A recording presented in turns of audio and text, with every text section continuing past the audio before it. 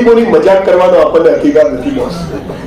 પણ એક વાત કહું છું, ધર્મરાજ ચોપડા લખે છે, ઇસ્લામમાં કહ્યું છે તારા બે ખભે મેં ફરિશ્તા મૂક્યા છે, બધું લખે છે બોસ.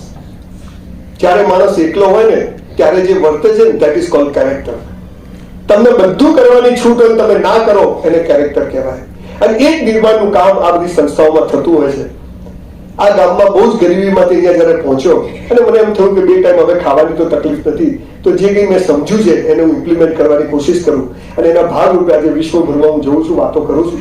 પણ મારે આજે તમને કોઈ અઘરી વાતો નથી કરવી, પણ 5 સિમ્પલ વાતો નાનકડી કહી અને મારી વાત પૂરી કરવી છે. I am not a motivational speaker. बाकी तो मोटिवेशनल स्पीकर आवे यहाँ माइक लगावे, कोट पहन लो, तुम कर सकते हो, यू कैन, वी कैन. ले करीम बताए तू आ वाइफ मानती नहीं.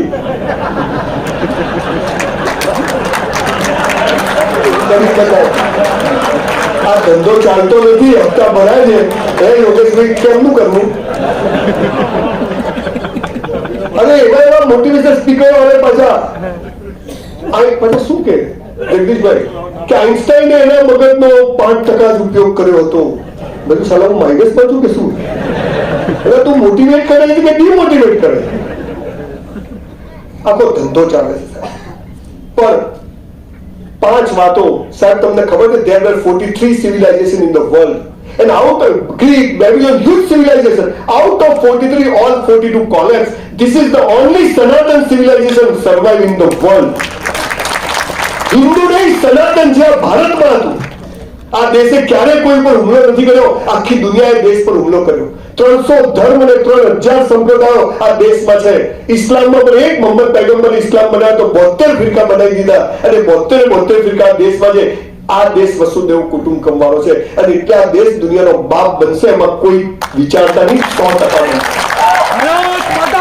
હતો, પણ સમયનું ચક્ર હોય છે.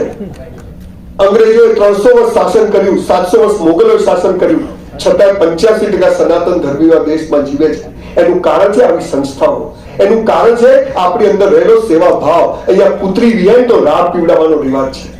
અહીંયા કોવિડ થાય ને તો લોકો ઘરોમાંથી નીકળી પડે છે, કીટો કોઈ લેવા વાળું નથી હોતું. એ વસ્તુ નોબત એ આ પ્રજા છે. પણ ક્યાંક કઈ કમી છે અને એના કારણે આપણે કદાચ અતિશોક્તિ લાગશે, પણ છેલ્લા 5 વર્ષમાં મેં 3000 લોકોને સુસાઇડ કરતા બચાયા, આત્મહત્યા કરતા બચાયા. તો આખી ભૂખ લખી રહી કે કેમ માણસ. અને એમાંથી આ બોલવાનું શરૂ થયું ને લોકો પ્રશ્નોત્તરી શરૂ કરતા કરતા એમ કરતા મને એમ થયું કે બહુ સામાન્ય 5 વાતો કરીએ ને તો જેના માટે પેદા થયા છે ત્યાં પહોંચી જઈશું. પણ આપણને તું કોશિશ કર, તું આમ કર, ઢાંકણું કર, પૂછું, માણસ ખોટા રસ્તે જતો રહે. અને જ્યારે આપણે ઊંધા પડીએ ત્યારે સમજવાનું કે ભગવાને યોગ નક્કી કર્યું છે કે આના માટે આ રસ્તો બરાબર નથી, અને એટલે આપણે ભગવાને ઊંધા પાડ્યા.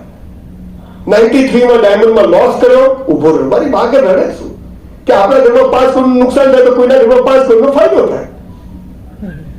તમે વિચાર તો કરો સાલો, કઈ MBA ની કોલેજોમાં શીખવાડે 500 રૂપિયાનો માલ 1000માં વેચો તો 500 નફો થાય શીખવાડ્યું, પણ 500 નો માલ 300માં ના વેચાય તો શું? એ તો શીખવાડ્યું જ નહીં.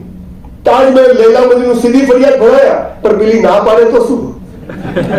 પ્રશ્ન તો એ છે. ફેલ્યુર નથી શીખવાડ્યું, તકલીફોમાં કેમ ઉભા રહેવું નથી શીખવાડ્યું. મેરા હૈ સો જાવે નહીં, જો જાવે સો મેરા. આપણું ધાર્યું થાય તો આપણે ખુશ, આપણું ધાર્યું ના થાય ઉપરવાળો ખુશ. આપણે દિવેલ પીધેલા ફરવા થતું નથી.